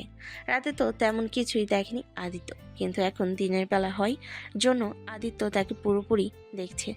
আর লজ্জায় চোখ বন্ধ করে ফেল। আদিত্য আস্তে আস্তে পুরো শরীর উন্মুক্ত করে তার শরীরে ভালোবাসার পরশ বোলাতে লাগলো। আরও আর থাকতে না পেয়ে আদিত্য চুল খামচে ধরল। আদিত্য আরও উত্তেজিত হয়ে আরও শরীর ছোট ছোট করে কামড় দিতে লাগলো। আর বেসামাল হয়ে গেল। দুজনের নিঃশ্বাস ভারী হতেই দুটি শরীর এক করে ফেল। বাথরুমের ঝর্ণার যার কারণে তাদের মৃদু চিৎ বাইরে গেল না। ঝর্ণার ঠান্ডা পানি থেমে যেতে আরও এক ঝটকায় আদিত্যের হাত সরিয়ে দিল। তার চোখে আগুন, ঠোঁট কেঁপে উঠছে রাগে। কোন সাহসে তুই আমাকে স্পর্শ করছিস? আদিত্য থমকে দাঁড়ালো, চোখে বিস্ময় আর সামান্য কষ্ট। তোর ছোঁয়া ঘৃণা লাগে আমার। তুই কি ভাবছিস এইসব করে আমি তোকে ভালোবেসে ফেলবো? কথাগুলো ছুরি হয়ে আদিত্যের বুকে চিরে গেল, কিন্তু ঠোঁটে হালকা হাসি লেগে রইল। যতই ঘৃণা বলো না কেন, তোমার চোখে অন্য কিছু দেখি আরও। আরও মুখ ঘুরিয়ে নিল, কিন্তু গলার কম্পন লুকোতে পারল না। ঘরের বাতাস যেন ভারী হয়ে গেল রাগার অনুচ্চারিত অনুভূতিতে। ঝর্ণার ঠান্ডা পানি থেমে গেল, বাথরুমে যেন ঝড় বয়ে যাচ্ছিল। আর ভিজে চুল থেকে ফোঁটা ফোঁটা পানি গড়িয়ে পড়ছে, কিন্তু তার চোখে আগুন জ্বলছে। আমি তোকে স্পষ্ট বলেছি, আমার জীবনে তোর কোনো জায়গা নেই। আদিত্য মুহূর্তের জন্যই চুপ করে তার দিকে তাকিয়ে রইল। তার মুখে রাগ নেই, বরং এক ধরনের শান্ত নির্লিপ্ততা। ঠিক আছে, আর স্পর্শ করব না তোমাকে। আরও অবাক হয়ে তাকালো, তার কণ্ঠে এবার বিদ্রুপ ভেসে এলো। এটাই তোর করা উচিত ছিল শুরু থেকেই। আমার জীবনে তুই শুধু সমস্যা নিয়ে এসেছিস। হতে পারে, কিন্তু তবুও আমি আছি। তুমি যত দূরে ঠেলে দাও, আমি ততই ফিরে আসব। কারণ ভালোবাসা তো জোর করে মুছে ফেলা যায় না। আরও মুখ ঘুরিয়ে নিল, ঠোঁট কামড়ে রাগ চেপে রাখলো। তার বুক ধড়ফড় করছে, রাগে নাকি অন্য কোনো কারণে, সেটা সে নিজেই বুঝতে পারল না। বাথরুমের বাইরে থেকে ঝিরিঝিরি বৃষ্টির শব্দ আসছে, কিন্তু ভেতরে দাঁড়িয়ে থাকা দুজনের মাঝে নীরবতার বৃষ্টি পড়ছে আরও গভীরভাবে। সকালের নরম রোদ উঠেছে, ঘরের ভেতর যেন একটু শীতলতা ছড়িয়ে আছে। ডাইনিং টেবিলে নাস্তা সাজানো, কিন্তু চেয়ারে বসা একমাত্র মানুষ আদিত্য। আদিত্য চুপচাপ রুটি আর ডাল হাতে নিয়ে খেতে শুরু করলো। তার চোখে চিন্তার ছাপ, ঠোঁটে কোনো কথা নেই। ঘরে অন্য পাশে দরজা আধা খোলা রেখে দাঁড়িয়ে আছে আরু, মুখে গম্ভীর ভাব, কিন্তু চোখে কোণে লুকানো এক অদ্ভুত অস্বস্তি। সে কিছু বলল না, শুধু তাকিয়ে রইল। আদিত্য তাকালো না, যেন কথা বলে তার প্রতিশ্রুতি ভাঙবে। খাওয়া শেষ করে আদিত্য ধীরে ধীরে গ্লাসে পানি খেলো, তারপর ব্যাগটা কাঁধে ঝুলিয়ে নীরবে বেরিয়ে গেল। দরজা বন্ধ হতেই ঘরে যেন এক অদৃশ্য শূন্যতা নেমে এলো। আরও গভীর শ্বাস পেল, মনে মনে কিছু বলতে গিয়েও থেমে গেল। বাইরে গেটের সামনে বাইকে উঠে আদিত্য সরাসরি ভার্সিটির দিকে রওনা হলো। মনে মনে স্থির করলো আজ শুধু পড়াশোনায় মন দেবে, যতক্ষণ না ওর রাগ কমে। দূরে থাকাই ভালো। ভার্সিটির গেট দিয়ে ঢুকতেই চারপাশের কোলাহল যেন তাকে কিছুটা স্বাভাবিক করে তুলল। ক্যাম্পাসের মাঠে কয়েকজন বসে আড্ডা দিচ্ছে, কেউ ক্লাসে দৌড়াচ্ছে, আবার কেউ ক্যান্টিনের দিকে যাচ্ছিল। আদিত্য বাইক স্ট্যান্ডে বাইক পার্ক করতে পেছন থেকে পরিচিত কণ্ঠ ভেসে এলো। ওহো, আমাদের নতুন পর এসে গেছে। বলতো ভাবি কই? উনি ওনার মতো আসবে এখানে? উনি তো আমাকে পছন্দই করে না, তাই তার মন সে থাক, আমি আমার মতো আছি। ভাই, এভাবে দূরে থাকলে তো কোনোদিন মন জিততে পারবে না। এখন উনি রাগ করলেও সময়ে ভালোবেসে ফেলবেন। রাগ থাকলে কথা বলা যায়, কিন্তু যখন কেউ মনে ঠিক করে ফেলেছে যে আমি তার লেভেলের নই, তখন শুধু সময় নয়, ভাগ্যও লাগবে। ভাগ্য তোর সাথে আছে ভাই, কারণ তুই হার মানিস না। আদিত্য একটু হেসে ব্যাগটা কাঁধে তুলে নিল। তার চোখে যেন অদৃশ্য এক জেদ লুকিয়েছিল। দূরে দাঁড়িয়ে কয়েকজন ছাত্রছাত্রী তাকে ফিসফিস করছে। এই তো আরুর বর, শুনেছি জোর করে বিয়ে করেছে। আদিত্য কিছু না বলে সোজা ক্লাসের দিকে হাঁটা দিল, কিন্তু মনে মনে ঠিক করল আজ নয় কাল নয়, কিন্তু একদিন আরও বুঝবেই তার ভালোবাসা জোর নয় সত্যি। দুপুরে রোদ একটু নরম হয়ে এসেছে। ভার্সিটির ক্যান্টিনের সামনে ছোট ছোট দলে ভাগ হয়ে সবাই আড্ডায় মেতেছে। হাসি, গল্প, চায়ের গন্ধ সব মিলিয়ে যেন অন্যরকম পরিবেশ। গেট দিয়ে ঢুকলো আরু, তার সাথে 3 জন বান্ধবী আর 2 জন ছেলে বন্ধু। স্টাইলিশ পোশাক, হাতে কফির কাপ, ঠোঁটে আত্মবিশ্বাসী হাসি, যেন পুরো ক্যাম্পাস তাকিয়ে দেখছে তাকে। ওদের দল ক্যান্টিনের এক কোণে গিয়ে বসলো। হাসি ঠাট্টা, ঠান্ডা পানি আর গল্পে জমে উঠল আড্ডা। আরুর এক বান্ধবী মজার ছলে বলল, শুনেছি তুই নাকি বিয়েও করে ফেলেছিস। আরে বাদ দে এসব কথা, জীবনে মজা করার সময় এখন, এসব ঝামেলার সময় না। ওরা সবাই হেসে উঠল। একজন ছেলে বন্ধু ঠাট্টা করে বলল, তাহলে স্বামী বেচারাকে আজকাল পাত্তাই দিস না বুঝি? যাকে পাত্তা দেওয়ার ইচ্ছে নেই তাকে আমি জীবনেও পাত্তা দেই না। এই সময় ক্যান্টিনে দরজা দিয়ে ঢুকলো আদিত্য। সে একা, হাতে একটা ফাইল, চোখে এক ধরনের ক্লান্তি। দূর থেকে পুরো দৃশ্যটা দেখে নিল আরও হাসছে, কথা বলছে, চারপাশে সবার মনোযোগ ওর দিকে। এক মুহূর্তের জন্য কিছু বলতে চাইল, কিন্তু ঠোঁটে কেবল হালকা একটা নিঃশ্বাস এসে থামলো। সে চুপচাপ ক্যান্টিনের অন্য কোণে গিয়ে বসে গেল। 1 কাপ চা অর্ডার দিল আর নিজের মনে ভাবলো, ও সুখে থাকুক, আমি কিছু বলবো না যতক্ষণ না ও নিজে বুঝে আমার জায়গা কোথায়। রনি দূর থেকে দেখলো এই দৃশ্য। সে আদিত্যের পাশে এসে বলল, ভাই তুমি তো কিছু বললে না? যে মন এখন আমার হয়নি তাকে ধরে আনার চেষ্টা করেও লাভ নেই। আরও দূর থেকে এক ঝলক তাকালো আদিত্যের দিকে। তার চোখে এক মুহূর্তের জন্য অদ্ভুত একটা অনুভূতি খেলে গেল, যা সে নিজেও বুঝতে পারল না। রাত প্রায় 10টা। শহরের নামকরা এক ক্লাবের বাইরে ঝলমলে আলো, ভেতরে বাজছে জোরে ইংলিশ মিউজিক। নাচে ফুলরে ঝলসানো লাইটের খেলায় জমে উঠেছে পার্টি। আরও আজ বান্ধবীদের সাথে এসেছে। গ্ল্যামার্স পোশাক, হাতে ককটেল গ্লাস, হাসি আর নাচের মুডে ডুবে আছে সবাই। এক পর্যায়ে বান্ধবীরা নাচের ফ্লোরে চলে গেল। আরও বাড়ি বসে একা ড্রিঙ্ক করতে থাকি। তার চোখে রাগ, অভিমান, কেন যে জীবন এত বদলে গেছে, কেন যে তাকে এমন বিয়ের বাঁধনে পড়তে হলো। এ সময় দুজন অচেনা ছেলে এগিয়ে আসে। একজন কানে ঝুঁকে বলে, হাই সুন্দরী, একা বসে আছো নাকি? প্লিজ, কথা বলার মুড নেই, দূরে যান। কিন্তু তারা শোনে না, বরং একজনের হাত বাড়িয়ে দেয় আরু কাঁধে। আরু চিৎকার করে ওঠে, হাত সরান না হলে। এর মধ্যে এক ছায়া হঠাৎ সামনে এসে দাঁড়ায়। আদিত্য, চোখে আগুন, কণ্ঠে হুমকির শীতলতা। হাত সরাও, না হলে এই হাত ভেঙে দিব। তুমি কে রে, বয়ফ্রেন্ড নাকি? আদিত্য কাছে এসে তাদের গলার কাছে মুখ নিয়ে ঠান্ডা স্বরে বলে, স্বামী। আর এখনই সরে না গেলে পরের বার হাত নয়, গলা ভাঙবে। পরিস্থিতি বুঝে ছেলেরা পিছিয়ে যায়। আদিত্য শক্ত হতে আরুর হাত ধরে বলে, চলো। তুমি কে যে আমাকে? কিন্তু আদিত্য পাত্তা না দিয়ে সরাসরি তাকে ট্যাক্সিতে বসে। গাড়ি নীরবে শহরের রাস্তা পেরোতে থাকে। রাতের বাতাসে আরুর মাথা ঘুরছে, ড্রিঙ্কসের প্রভাব স্পষ্ট। বাড়িতে পৌঁছে আদিত্য ধীরে ধীরে তাকে নামিয়ে আনে। তার চোখে রাগ, কিন্তু কণ্ঠে মায়া। তুই চাইলে আমায় ঘৃণা করো, অপমান করো, কিন্তু তোমার নিরাপত্তা আমার দায়িত্ব। আরও কিছু না বলে সোজা নিজের রুমে ঢুকে দরজা বন্ধ করে দেয়, কিন্তু মনে মনে ভাবতে থাকে, কেন যেন এই ছোট লোকটার আগমন সব সময় ঠিক সময়ে হয়। রাত প্রায় 12:30। বাড়ি ফাঁকা, চারপাশে নীরবতা, শুধু দূরে রাস্তার বাতির নিচে কুকুরের ডাক। আরও রুমে আধো অন্ধকার। সে বিছানায় এলিয়ে আছে, হাতে আধা খালি ওয়াইনের গ্লাস, চোখ লাল, গাল গরম, মাতাল ভাব স্পষ্ট। দরজা ঠেলে আদিত্য ভেতরে ঢোকে, হাতে এক গ্লাস পানি আর ভেজা তোয়ালে। সে চুপচাপ গ্লাসটা টেবিলে রাখে, কিন্তু কিছু বলে না। আরও মাতাল হাসি দিয়ে তাকায়। এই শোনো ছোট লোক, তোমাকে কি আমি কখনো বলেছি তুমি দেখতে খারাপ না? আদিত্য ভুরু তুলে তার দিকে তাকায়, কিন্তু উত্তর দেয় না। সে জানে এই মুহূর্তে যাই বলুক, সকালে এই মেয়ে সব ভুলে গিয়ে উল্টো তাকে খারাপ মানুষ বলবে। আরও উঠে বসার চেষ্টা করে। শোনো, আমি যদি তোমাকে ভালোবেসে ফেলি না না, সেটা হবে না। আমি তো তোমাকে ঘৃণা করি। তারপর আবার হাসি, আবার পানিতে চুমুক। আদিত্য ধীরে ধীরে তার হাত থেকে গ্লাসটা নিয়ে নেয়। যথেষ্ট হয়েছে, এখন ঘুমাও। তুমি জানো আজকে তোমাকে খুব হ্যান্ডসাম লাগছে। যদি আমি তোমাকে চুমু খাই তাহলে? আদিত্য এক মুহূর্তের জন্য চোখে হালকা হাসি আনে, কিন্তু সঙ্গে সঙ্গে মাথা ঘুরিয়ে নেয়। সকাল হলে আবার এসবের জন্য আমাকে ধমক দিবে।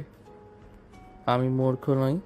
তুমি একদমই রোমান্টিক নও। তুমি আদিত্য চাদর দিয়ে তাকে ঢেকে দেয়। নিজের মনে ভাবে, যতই রাগ করো আমি তবু আছি, সবসময়ই থাকবো। রুমের আলো নিভে যায়, শুধু জানালার ফাঁক দিয়ে চাঁদের আলো এসে পড়ে।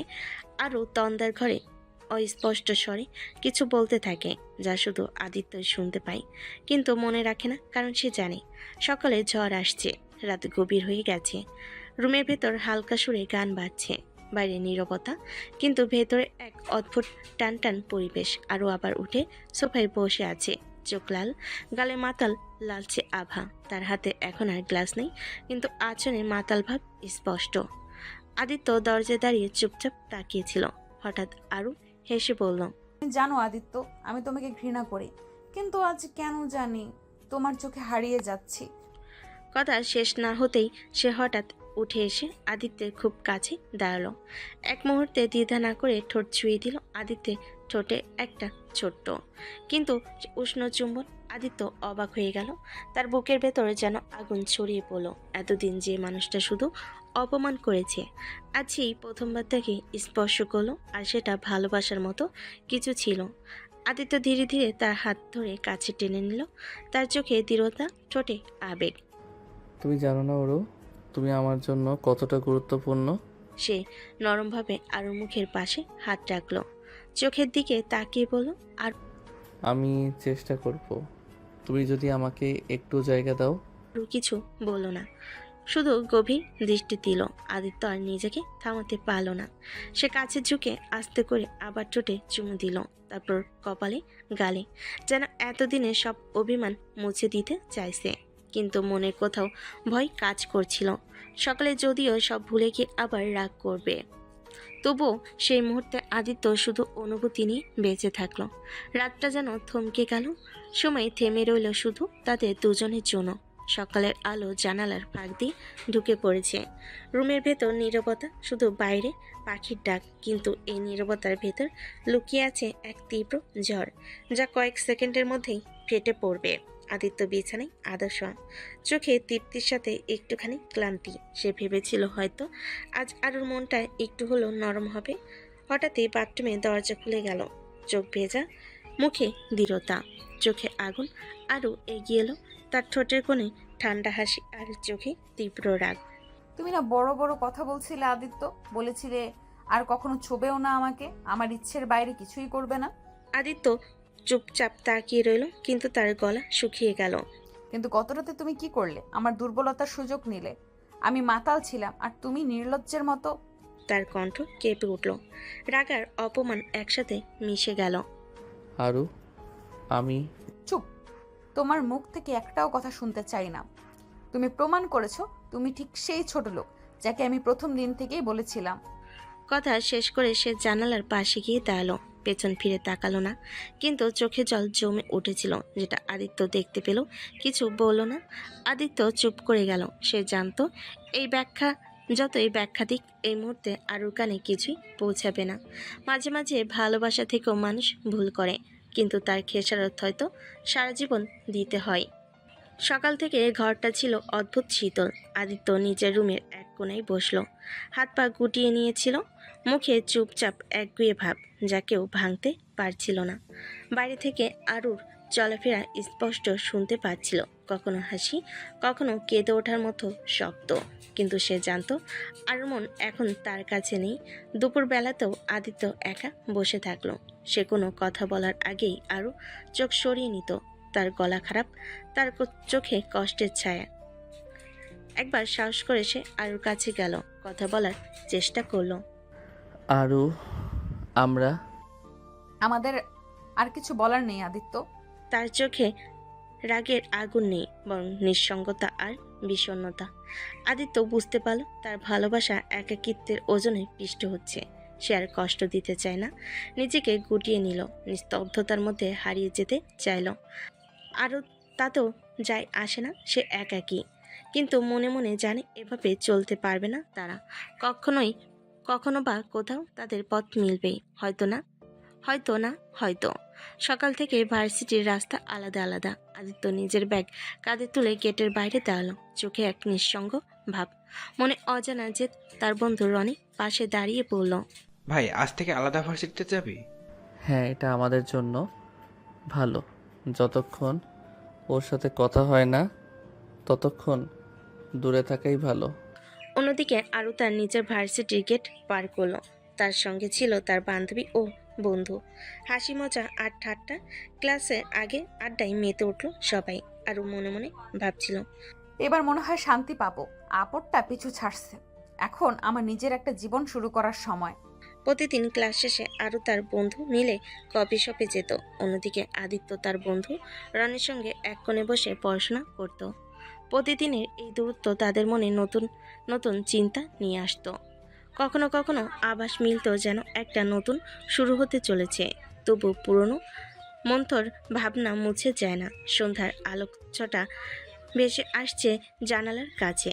বাড়ির এক কোণে দাঁড়িয়ে আছে আরও, চোখে সামান্য চমক এবং অদ্ভুত অনিশ্চয়তা। অন্য পাশে আদিত্য কিছুটা দূরে, হাতে মোবাইল ধরে দাঁড়িয়ে, মুখে লুকানো ব্যথা। আমি আমার বাড়ি যেতে চাই আদিত্য। আদিত্য না দেখে চুপচাপ থাকলো, মাথা নিচু করলো বেশ কিছুক্ষণ ভেবে, তারপর বলল, আপনার যা ইচ্ছে করতে পারেন, আমি আর বাধা দিব না। তার মুখে ছিল গর্ব আর গোপন অভিমান, যা সহজে প্রকাশ পায় না। কিন্তু মনের গভীরে জ্বলছে আগুন। সকালের কাছে আলো জানালা দিয়ে ঘরে ঢুকছে। বাড়ির বেলায় সবকিছু নীরব। আরও চুপচাপ ব্যাগ নিয়ে দরজার দিকে এগোচ্ছে। তার চোখে ক্লান্তি, মুখে কিছুটা বিষণ্ণতা। আদিত্য নিঃশব্দে একটু দূরে দাঁড়িয়ে তাকিয়ে আছে, কিছু বলতে চাই কিন্তু জিভ আলগা হয় না। সে শুধু দেখছে আরুকে, মনে মনে কষ্ট পাচ্ছে। আর যখন দরজা খুলে বেরোবে চেষ্টা করে, আদিত্যর মা পিছন থেকে বলেন, বেশি দিন থাকিস না মেয়েটা, চলে আসিস। আমাদের ছেলে এত কষ্টে আছে। আমি অবশ্যই ফিরবো মা, কিন্তু এখন কিছু সময় দরকার। তাই তো বলছি, এই বাড়ি তোমারও, কখনো আসতে দ্বিধা করিস না। আদিত্য দূরে দাঁড়িয়ে কিছুই বলতে পারল না। তার হৃদয়ে একটা খালিপনায় বাড়ছে। আরও চলে যাওয়ার সাথে সাথে সে অনুভব করলো কিছু হারিয়ে ফেলেছে, যা আর ফিরে পাবে না। সে জানে না, যা ফিরে পাবে কি না জানে না। আরও দরজা খুলে ঘরে ঢুকলো। বাড়ির ভেতর বাবা মা টেবিলের পাশে বসে আছে, তাদের মুখে উদ্বেগ আর রাগের মিশ্রিত ছাপ। তুই আদিত্যকে কেন আনলি না? বাবার কথা শুনে এটা করতে পারতিস, ও আমাদের জামাই। আমাদের কথা না শুনলে তো আর হবে না। তোর এই বিয়ে খেয়ালির জন্যই আমাদের সম্মান নষ্ট হচ্ছে। আমি ওকে পছন্দ করি না, সে আমার জীবনের জন্য ঠিক মানুষ নয়, তাই ফিরে এসেছি। আর আর যাব না। তুই জানিস না তোর এই অবহেলা আমাদের কত ক্ষতি করতে পারে। আমাদের প্রভাব আছে, কিন্তু যদি তুই সেটা বুঝতে না পারিস তাহলে তোর জন্য ভয়ঙ্কর পরিণতি আসবেই। আমি আমার নিজের জীবনকে নিয়ন্ত্রণ করতে চাই। আপনারা চাইলে ওর সাথে সম্পর্ক চালিয়ে যান, কিন্তু আমি আর এসবের অংশ হতে চাই না। আপনাদের রাজনৈতিক সম্পর্ক আপনাদের কাছেই রাখুন। রাজনীতি তোর ছোট মাথায় শক্তি দিয়ে এসব বোঝা সম্ভব নয়। তুই ভুল করছিস, আর ভুলের ফল দিতে হবে। আমি যা মনে করি তাই করব, আর ফিরে আসার কারণও সেটা। চুপ করে রইল। তাদের মুখে আর কোনো কথা নেই। আরও ধীরে ধীরে নিজের রুমে উঠে গেল। আরুর এই দৃঢ় সিদ্ধান্ত অনেক বাধা বিপত্তি আর কঠিন পথের শুরু, কিন্তু সে জানে নিজের সুখের জন্য লড়াই করতে হবে। রাত নেমে গেছে। গভীর ঘরের এক কোণে বসে আছে আদিত্য। চোখে নেই কোনো হাসি, মুখে নেই কোনো সঙ্গীতের আভা, শুধু কষ্টের ছায়া আর মন খারাপের গুঞ্জন। সে মৃদু কণ্ঠে নিজের সঙ্গে বলল, তার তুমি যখন আমাকে চাও না, তখন আমি কি করে তোমাকে বাঁধতে পারি? আমি তোমাকে মুক্তি দিব, তবুও আমি তোমার পাশে থাকবো, যদিও হয়তো দূরে থেকেও তোমাকে চাইবো। গলায় মিশেছিল নিঃশব্দ দুঃখ আর ভালোবাসার পীড়া। সে জানতো ভালোবাসা মানেই কখনো কখনো ছেড়ে দেওয়া। অবশেষে সে নিজের চোখে জল মুছে নিয়ে চুপচাপ উঠে দাঁড়ালো। বাইরে অন্ধকার, কিন্তু তার হৃদয়ে একটা ছোট্ট আশা জ্বলে, যে হয়তো একদিন আরও বুঝবে। সে সবসময় তার জন্য অপেক্ষা করবে। সকালে ভার্সিটি গেটের বাইরে হুড়মুড় করে ছাত্রছাত্রীরা ঢুকছে। আরও তার বন্ধুদের সঙ্গে হাঁটছে, মুখে হাসি, কিন্তু চোখে একটা অদ্ভুত উদাসীনতা। হঠাৎ সামনে থেকে আসে আদিত্য। তার চোখে মিশ্র অনুভূতি, যে ক্ষত এখনো পুরো হয়নি, আর আশার কোনো সঞ্চয় আছে কিনা বুঝে ওঠে না। আরও দ্রুত হাঁটার গতি বাড়ায়, সঙ্গে সঙ্গে চোখ ঘুরিয়ে নেয় যেন আদিত্যকে দেখতে না পায়। তার বন্ধুদের কানে কানে বলতে বলতে হাসে, আর ও তো এখন আমার জীবনের একটা অংশও না, আমি চলে এসেছি। আদিত্য কিছুক্ষণ থমকে থাকে, তারপর চুপচাপ তার পথ চালিয়ে যায়। তার মনে এক ঝিলিক আশা পুড়ে নিভে যায়। এই এক মুহূর্তে অদৃশ্য যুদ্ধ প্রেমের অবসান নয়, বরং ক্ষতচিহ্নের গভীরতা বাড়িয়ে দেয়। যেখানে মুখে না থাকা সত্ত্বেও হৃদয় একসাথে থাকে, শুধু গর্ব আর অহংকার তাদের দূরে ঠেলে দেয়।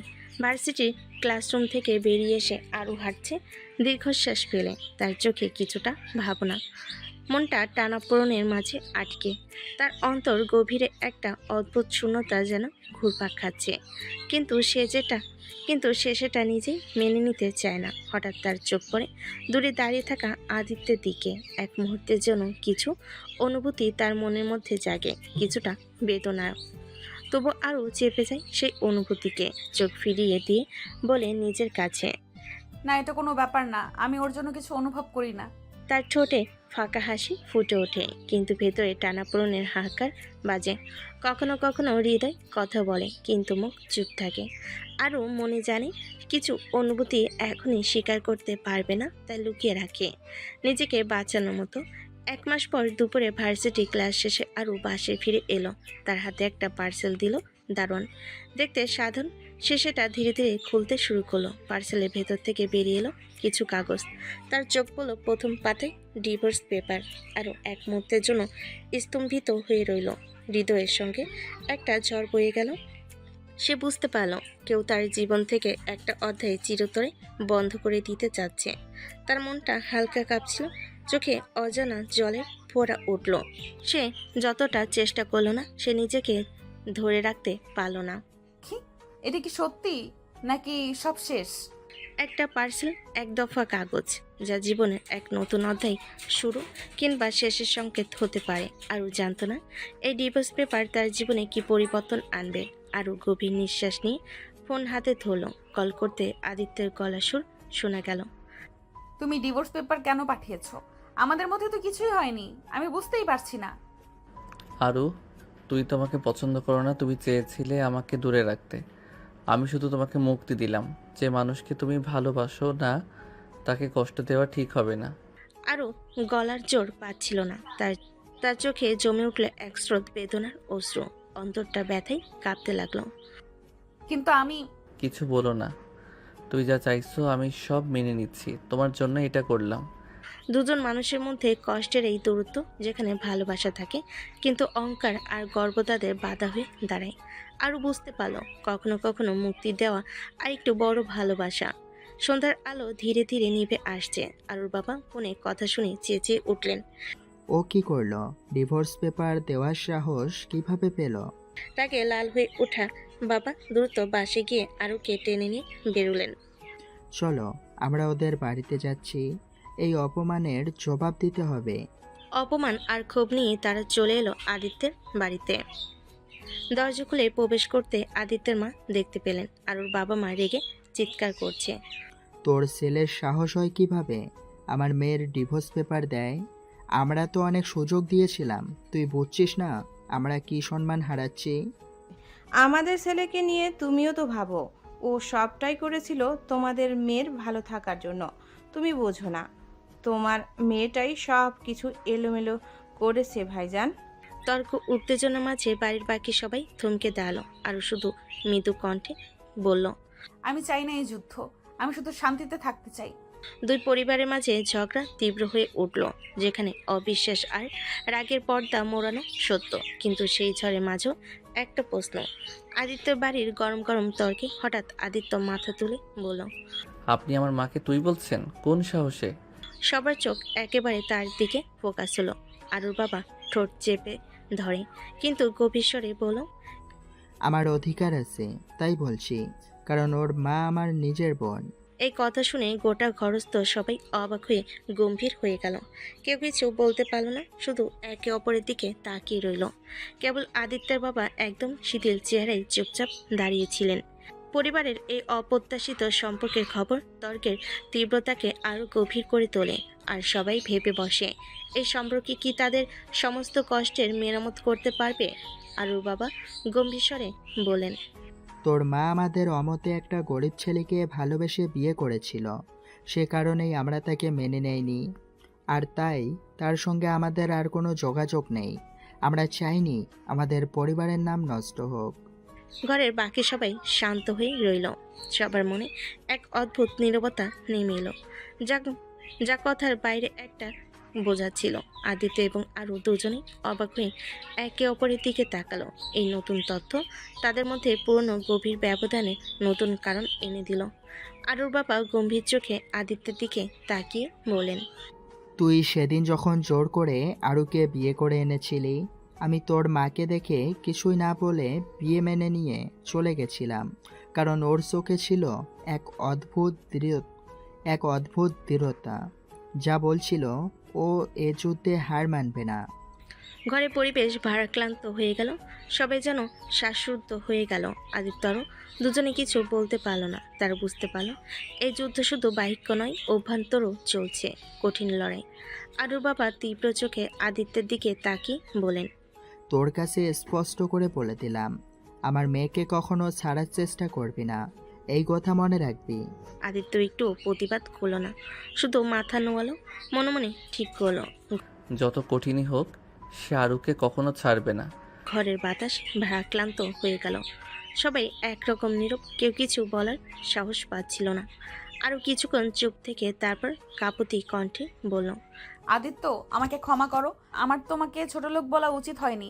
আমি জানতাম না তুমি আমার ফুপির ছেলে। আদিত্য একটু বিস্মিত হয়ে তাকালো। তার চোখে মিশে এলো অদ্ভুত কোমলতা। সে ধীরে ধীরে বলল, ভুল করাটা মানুষেরই স্বভাব। তুমি যখন বুঝতে পারলে সেটাই বড় কথা। আর চোখে জল জমে এলো। মনে হলো এই ছোট্ট কথাগুলো যেন তাদের দূরত্ব কমিয়ে দিয়েছে। ক্ষমা আর বোঝাপড়ার এই ছোট্ট সেতুতে তাদের সম্পর্কে নতুন সূচনা হতে চলেছে, যেখানে অহংকার কমে বসবে ভালোবাসার রাজত্ব। আরও চোখে চোখ রেখে বলল, আদিত্য, আমি তোমার সাথে সংসার করতে চাই। এতদিন দূরে সরে থেকে বুঝেছি আমি কিছু ফিল করি তোমার জন্য। আদিত্যের মুখে ধীরে ধীরে হাসি ফুটে উঠল। সে হাতে হাত রেখে বলল, আমি তো সব সময় অপেক্ষা করছিলাম তোমার এই সব কথা শোনার জন্য। আমার জীবনের সবচেয়ে বড় সুখ তুমি। দুজনের মাঝে জমে থাকা দূরত্ব যেন ভেঙে গিয়ে একটা নতুন সূচনা তৈরি হলো। ভালোবাসা, ক্ষমা আর বিশ্বাসের মিশনে গড়া এই সংসার হবে সুখ ও দুঃখের মাঝে এক অনন্য যাত্রা, যেখানে একসাথে থাকাই হবে সবচেয়ে বড় পাওয়া। আমি তোমাকে ভালোবাসতে চাই। আরও কথাগুলো শেষ করে একটু সংকোচে মুখ ঘুরিয়ে নিল। আদিত্য মৃদু হেসে ধীরে ধীরে আরুর গালের কাছে হাত বুলিয়ে দিল। তার চোখে ঝলমল করে ভালোবাসার অশ্রু। আদিত্য হঠাৎ আরুর গলা থেকে কোমল কিস দিল। ঝরঝর করে গরম একটা স্পর্শ তার সমস্ত ভুল বোঝাবুঝি ভেঙে দিল। আরও থেমে গেল, চোখ বুজে নিজের ভালোবাসার স্বাদ নিতে থাকলো। তোমার হাত আমার হাতে থাকুক সারা জীবন। আদিত্য মৃদু কণ্ঠে বলল। আরও ধীরে ধীরে চোখ খুলে তার কপালে হালকা আদর দিয়ে বলল, আমি তোমাকে ছাড়বো না আর কখনো। তারা দুজনেই একে অপরের মাঝে হারিয়ে গেল। প্রেমে সেই অনন্ত সাগরে ডুবে যাওয়া যেন শুরু হলো রাতের নিস্তব্ধতা। চাঁদের মৃদু আলোয় তারা দুজন একে অপরের কাছাকাছি এসে দাঁড়ালো। আদিত্য ধীরে ধীরে আরও হাতটা জড়িয়ে ধরে চোখে চোখ রেখে বলল, তুমি আমার জীবনের সবচেয়ে বড় উপহার। আরও হালকা লাজুক ভঙ্গিতে মাথা নিচু করলো, তবু তার চোখে ছিল গভীর ভালোবাসার ঝিলিক। আদিত্য ধীরে ধীরে তার কপালে কোমল চুমু দিল। তার স্পর্শে আরও শরীরে একটা উষ্ণতা ছড়িয়ে পড়ল। তাদের ঠোঁট মিল, কিসের মধুরতায় রাত যেন থমকে গেল। আদিত্য আরুর গালে হাত বুলিয়ে বলল, এই রাতটা শুধু আমাদের জন্য। আরও নিঃশ্বাস ফেল। আমার সব ভয় তুমি দূর করে দাও। তারা একে অপরে আলিঙ্গনে ডুবে গেল। ভালোবাসার মায়াজালে বন্দী হয়ে সারা রাত কাটিয়ে দিল। রাতের শেষ প্রহর, রাতের নীরবতায় আদিত্য ধীরে ধীরে আরুর হাতে হাত রেখে বলল, আরু, তুমি আমার জীবনের সেই অমলিন আলো, যার ছোঁয়ায় আমার প্রতিটি নিঃশ্বাস পায় নতুন মানে। তোমার চোখে ডুব দিলে যেন পৃথিবীর সব দুঃখ ভুলে যাই আমি।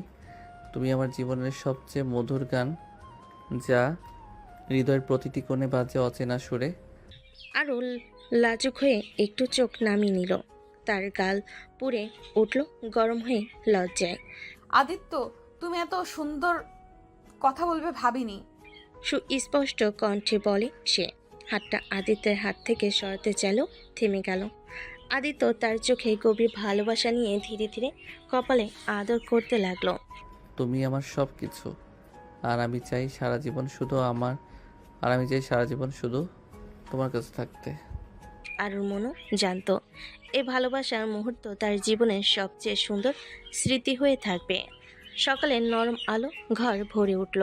আদিত্য আরুর পাশে বসে ধীরে ধীরে বলল, সুপ্রভাত আমার জীবনের সবচেয়ে মিষ্টি মানুষ। তুমি যখন আমার পাশে থাকো প্রতিটি সকাল যেন এক নতুন আশার সূচনা। তোমার হাসি আমার দিনের সবচেয়ে বড় আলো। চলো আজকের দিনটা কাটাই শুধু তোমার সাথে, যেখানে শুধু থাকবে আমাদের ভালোবাসার গান। তুমি আমার সকালকে এত সুন্দর করে তুললে, তোমার কথা শুনলে মনটায় আর কোনো দুঃখই থাকে না। আদিত্য হাত দিয়ে আরুর চুল সরিয়ে পড়ল। আমার পৃথিবী আজকে সব কিছু তোমার জন্য। সকালে আরু আদিত্যর মাকে বলল, ফুপি, আমি যদি কখনো তোমার সাথে খারাপ ব্যবহার করে থাকি তাহলে আমাকে মাফ করে দিবে। আমি জানতাম না তুমি আমার ফুপি। আদিত্যের মা হালকা হাসি দিয়ে আরুর হাত আরুর কাঁধে রাখলো। আমার মেয়ে, পরিবারের ভুল বোঝাবুঝির সব সময় হয়, তবে এখন তুমি এখানে আসো, সেটাই সবচেয়ে বড় কথা। আরও কণ্ঠে এক মৃদু স্বস্তি মিশে এলো। মনে হলো জীবনে এক বড় বোঝা কমে গেছে। সকালবেলা ভার্সিটির গেটের দিকে হেঁটে যাচ্ছে আরু আর আদিত্য, হাতে হাত ধরে রেখে যেন এক নতুন পৃথিবী। দুজন যাত্রী, তাদের চোখে মিশে আছে ভালোবাসা, নিঃশ্বাস আর একে অপরের প্রতি দৃঢ়তা। পাশ দিয়ে যাওয়া ছাত্রছাত্রীরা অবাক চোখে তাকিয়ে থাকে। কেউ তো চুপচাপ মৃদু হাসি দেয়, কেউ আবার ফিসফিস করে বলছে, দেখেছো, ওরা তো একসঙ্গে হাত ধরে চলেছে। কেউ কেউ নিজেদের মধ্যে বলে, আরও যেই এত কঠোর ছিল এবার এত সহজভাবে প্রেমে মেনে নিচ্ছে। আদিত্যর সাহসও প্রশংসার যোগ্য। আরও আর আদিত্য নিজেদের মধ্যে হাসে। তাদের হৃদয় জানে এই ছোট্ট ছোট্ট মুহূর্তে তাদের বড় পরিবর্তনের সূচনা। যখন দুই মানুষ নিজেদের ভালোবাসার সামনে সব বাধা ভুলে যায়, তখন তাদের হাতে হাত ধরা শুধু ভালোবাসারই নয়, অন্যায়ের বিরুদ্ধে এক প্রতিবাদের প্রতীক হয়ে ওঠে। রনি হাসতে হাসতে আদিত্যকে বলল, কি ব্যাপার ভাই, শেষে সেটিং হলো কিভাবে? আরও মনে হয় তোমার কাছে গিয়েই সব বদলে গেল।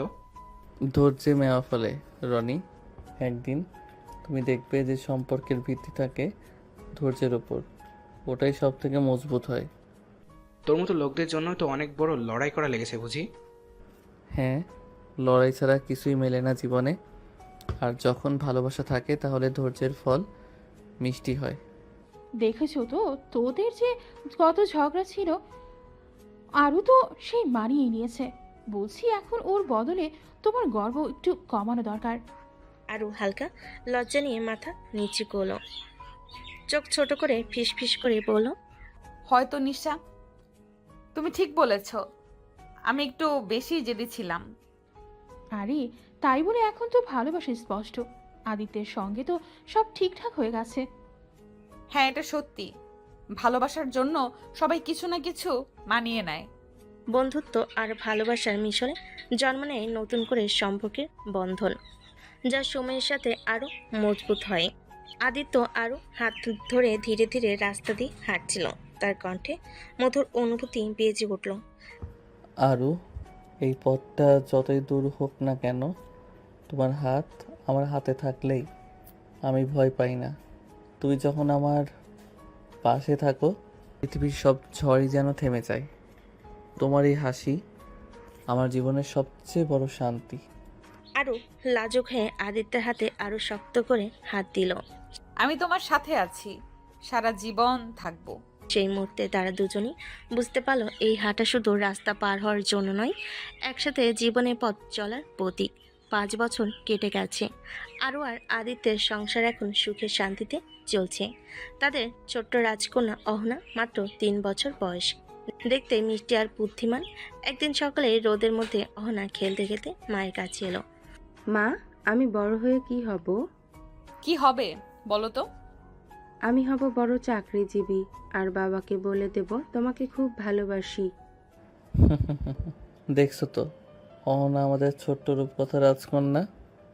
ছোট্ট অহনার পাকা কথা আর মিষ্টি হাসি তাদের জীবনে নিয়ে এসেছে নতুন আলো ও আশা, যা প্রতিদিন নতুন আনন্দের সুর তোলে বাজে নতুন আনন্দের সুরের তালে বাজে। অহনার বাবা আদিত্যের হাত টেনে বলল, বাবা চলো ঘুরতে যাই। কি সুন্দর কথা বললে। চলো আজকের দিনটা আমাদের মজা করে কাটাবো। আমাদের ছোট রাজকন্যার ইচ্ছে পূরণ করতে তো হবেই। অহনা বাবা আদিত্যের হাত টেনে বলল। তারা সবাই ঘুরতে গিয়েছিল পার্কে। আরও হঠাৎ মাথা ঘুরে মাটিতে পড়ে গেল। আদিত্য দৌড়তে ছুটে এলো, তাকে ধরে বাঁচাতে চেষ্টা করলো। তৎক্ষণাৎ ডাক্তারের কাছে নিয়ে যাওয়া হলো। ডাক্তার মৃদু হাসি দিয়ে বলল, আপনার ওয়াইফ প্রেগনেন্ট।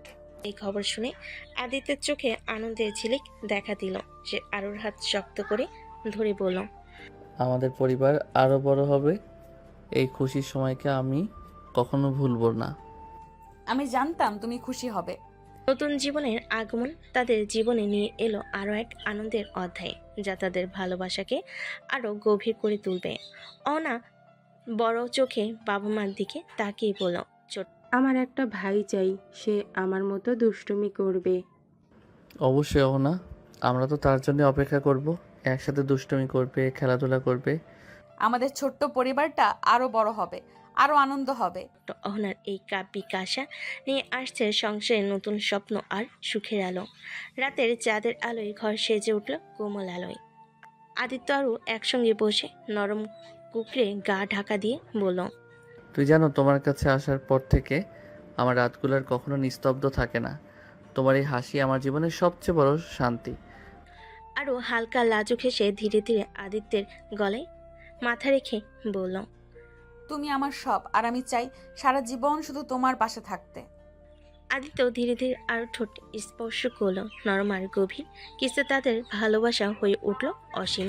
তার দুজনেই একে অপরের কাছে হারিয়ে গেল। রাতের সাথে সাথে তাদের ভালোবাসা আরও গভীর হতে থাকলো। আদিত্য আদরে আদরে ভরিয়ে দিতে লাগলো আরুকে, আরও ভালোবেসে তা আপন করে দিতে লাগলো। সেই মায়াময় মুহূর্তে প্রেমের বাণী হয়ে ধরা দিল। তুমি আমার জীবনের পূর্ণতা আরু। তোমাকে যত ভালোবাসি কম মনে হয়।